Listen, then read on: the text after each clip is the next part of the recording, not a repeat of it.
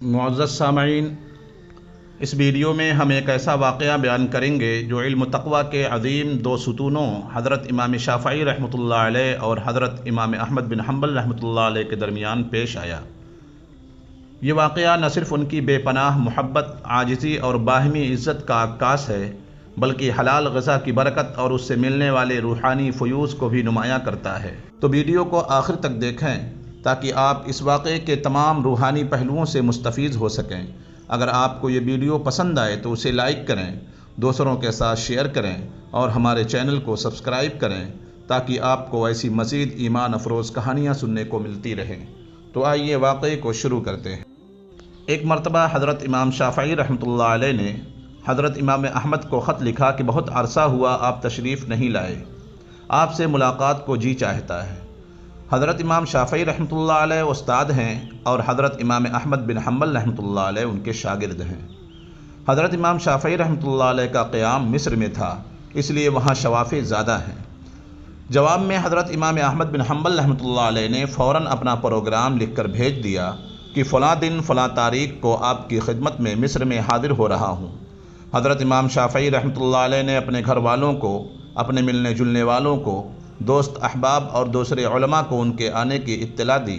پھر ان کی دعوت اور ان کے استقبال کا خصوصی اہتمام کیا اور لوگوں سے بتایا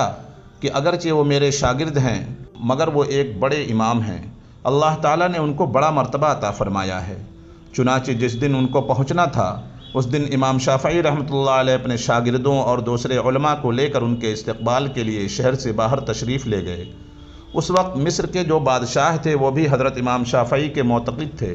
وہ بھی امام صاحب کے استقبال کے لیے چلے آئے اور پھر بادشاہ کے ساتھ ان کے ارکان دولت بھی، وزراء اور امراء بھی آ گئے۔ وقت مقررہ پر حضرت امام احمد بن حنبل رحمۃ اللہ علیہ پہنچ گئے۔ حضرت امام شافعی رحمۃ اللہ علیہ نے ان کا بڑا شاندار استقبال کیا اور پھر عزت و احترام کے ساتھ ان کو لے کر گھر پہنچ گئے اور ان کے لیے بہترین کھانے کا انتظام کیا۔ اس زمانے میں عام طور پر اولیاء اللہ اور بزرگوں کی شان یہ تھی کہ وہ کھانا بہت کم کھایا کرتے تھے اور رات بھر اللہ کی عبادت کیا کرتے تھے۔ جب حضرت امام احمد بن حنبل رحمۃ اللہ علیہ کھانا کھانے بیٹھے تو دیر تک اس طرح کھانا کھاتے رہے جیسے کئی روز کے بھوکے ہیں۔ باقی لوگ کھانا کھا کر اٹھ گئے مگر وہ کھاتے رہے۔ لوگ بہت متعجب ہوئے کہ حضرت امام شافعی رحمۃ اللہ علیہ نے تو ان کی تعریف کی تھی کہ یہ بڑے اللہ والے اور بزرگ انسان ہیں، مگر یہ تو خوب پیٹ بھر کر کھانا کھا رہے ہیں۔ لوگوں میں اور گھر والوں میں ان کے بارے میں چیمے گوئیاں ہونے لگیں لیکن کوئی کچھ نہ بولا۔ پھر جس کمرے میں حضرت امام احمد بن حنبل رحمۃ اللہ علیہ کے لیے رات کے وقت آرام کرنے کا انتظام کیا گیا تھا، اس کمرے میں حضرت امام شافعی کی بچیوں نے ایک مصلی بچھا دیا، مسواک رکھ دی، استنجا کے لیے ڈھیلے اور پانی رکھ دیا اور وضو کے لیے لوٹا بھر کر پانی رکھ دیا تاکہ جب وہ رات کو تہجد کے لیے اٹھیں تو انہیں کسی قسم کی کوئی پریشانی نہ ہو۔ اور اس زمانے میں رات کو تہجد کے لیے اٹھنا ایک عام معمول تھا۔ اللہ تعالیٰ بچائے کہ آج ہمارے زمانے میں یہ افسوسناک ماحول ہو گیا کہ صبح 8 بجے اور 9 بجے اٹھنا ہمارا معمول بن چکا ہے۔ اس زمانے میں تو عام لوگ بھی تہجد کی نماز پڑھا کرتے تھے اور قائم اللیل ہوا کرتے تھے، اور جو علماء اور صلحاء تھے وہ تو رات کے وقت عبادت کیا ہی کرتے تھے۔ اللہ تعالی ہم سب کو بھی تہجد پڑھنے کی توفیق عطا فرمائے، آمین۔ بہرحال حضرت امام احمد بن حنبل رحمۃ اللہ علیہ نے رات کو اس کمرے میں آرام کیا اور صبح اٹھ کر فجر کی نماز پڑھنے چلے گئے۔ جیسے ہی وہ نماز کے لیے نکلے تو حضرت امام شافعی رحمۃ اللہ علیہ کی بچیاں اس کمرے میں آ گئیں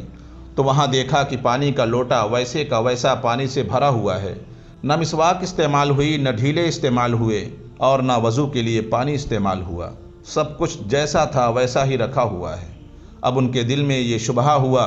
کہ شاید رات کو چونکہ زیادہ کھا لیا تھا اس لیے تہجد کے لیے آنکھ نہیں کھلی۔ جب فجر کی نماز پڑھ کر حضرت امام احمد بن حنبل تشریف لائے تو گھر والوں نے حضرت امام شافعی سے کہا کہ آپ نے تو فرمایا تھا کہ وہ بہت بڑے اللہ والے اور بہت بڑے بزرگ ہیں، مگر رات کو انہوں نے کھانا بھی خوب کھایا اور رات کو ہم نے ان کے وضو اور استنجا کے لیے پانی اور ڈھیلے رکھے تھے، وہ بھی استعمال نہیں ہوئے۔ معلوم ہوا کہ رات کو تہجد کی نماز بھی نہیں پڑھی۔ اب حضرت امام شافعی رحمۃ اللہ علیہ کو بھی تشویش ہوئی، لہذا انہوں نے حضرت امام احمد بن حنبل کو بلایا اور تنہائی میں لے جا کر ان سے پوچھا کہ اس طرح کی باتیں سننے میں آ رہی ہیں کہ آپ نے کھانا بھی غیر معمولی طور پر کچھ زیادہ کھا لیا اور جس کمرے میں آپ کے لیے سونے کا انتظام کیا گیا تھا اس کمرے میں آخری شب میں استعمال کے لیے جو چیزیں رکھی گئی تھیں وہ بھی استعمال میں نہیں آئیں؟ کیا بات ہوئی؟ آپ پہلے تو ایسے نہیں تھے، کیا یہاں سے جانے کے بعد آپ کے مزاج میں کچھ تبدیلی آ گئی ہے؟ حضرت امام احمد بن حنبل رحمۃ اللہ علیہ نے فرمایا کہ حضرت، میرے بارے میں جو باتیں ہو رہی ہیں وہ درست نہیں ہیں، بلکہ بات کچھ اور ہے۔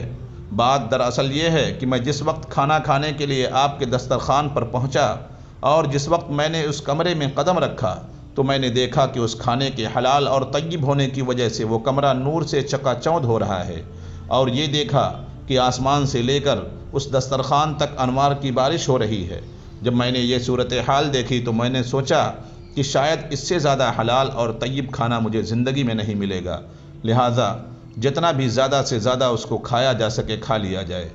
اس لیے کہ اس کھانے کا ذرہ ذرہ ایمان کو اور دل کو روشن کرنے والا ہے۔ اس لیے مجھ سے جتنا زیادہ سے زیادہ کھانا کھایا جا سکا کھا لیا، اور میں نے یہ نہیں دیکھا کہ کون کتنا کھا رہا ہے اور کون میرے بارے میں کیا سوچ رہا ہے۔ جہاں تک مجھ میں کھانے کی سکت تھی میں کھاتا گیا، اور پھر حلال کھانے سے بدہضمی بھی نہیں ہوتی بلکہ وہ سریع الہضم ہوتا ہے اور اندر جا کر جزو بدن بن جاتا ہے اور روح کو منور کرنے کا ذریعہ بن جاتا ہے۔ الحمدللہ میں نے اس کا اثر محسوس کیا۔ کھانا کھانے کے بعد نہ تو مجھے بدہضمی ہوئی اور نہ مجھے کوئی تکلیف ہوئی۔ پھر کھانا کھانے کے بعد عشاء کی نماز سے فارغ ہو کر جب میں اس کمرے میں پہنچا جہاں آپ نے میرے لیے آرام کا انتظام کیا تھا، وہاں جا کر تو میری حالت ہی بدلی ہوئی تھی اور سونے کو آرام کرنے کو طبیعت ہی نہیں چاہ رہی تھی۔ اگرچہ میں لمبا سفر کر کے آیا تھا مگر اس کھانے میں اتنی غذائیت اور توانائی تھی کہ میری تکان بھی ختم ہو گئی اور سستی بھی جاتی رہی، اور جب میں سونے کے لیے لیٹا تو مجھے نیند نہ آئی، لہذا میں لیٹا رہا اور لیٹے لیٹے قرآن و حدیث میں غور کرتا رہا، حتیٰ کہ پوری رات غور و فکر کرتے ہوئے گزار دی، اور اس رات میں نے قرآن و حدیث سے 100 مسائل مستنبط کر لیے، اور وہ مسائل ایسے تھے جو اس سے پہلے کبھی میرے ذہن میں بھی نہیں آئے تھے اور نہ ان کی طرف کبھی خیال گیا تھا۔ لیکن جب آج کی رات میں نے غور کیا تو مجھے ایسا محسوس ہوا کہ قرآن و حدیث کے علوم اور اسرار میرے سامنے کھلے ہوئے ہیں۔ تمام مسائل کی تفصیل اور جوابات میرے ذہن میں آتے چلے گئے، اور صبح تک میں مسائل کا استنباط کرتا رہا۔ اسی حالت میں صبح ہو گئی۔ یہ سب آپ کے کھانے کا اثر تھا جو رات بھر میں نے محسوس کیا، اس لیے تہجد کے وقت نہ تو لوٹا استعمال کرنے کی ضرورت پیش آئی اور نہ مسواک کی ضرورت پیش آئی، اور وہی عشاء کا وضو میرے لیے فجر میں کام آ گیا۔ یہ سن کر حضرت امام شافعی رحمۃ اللہ علیہ نے پھر اپنے گھر والوں کو حقیقت حال بتائی، اور جو لوگ ان کے بارے میں غلط قسم کی باتیں کر رہے تھے ان سے کہا کہ تم نے ان کی شان میں گستاخی کی ہے، لہذا ان سے معافی مانگو، ان کا تو یہ حال ہے۔ معزز سامعین،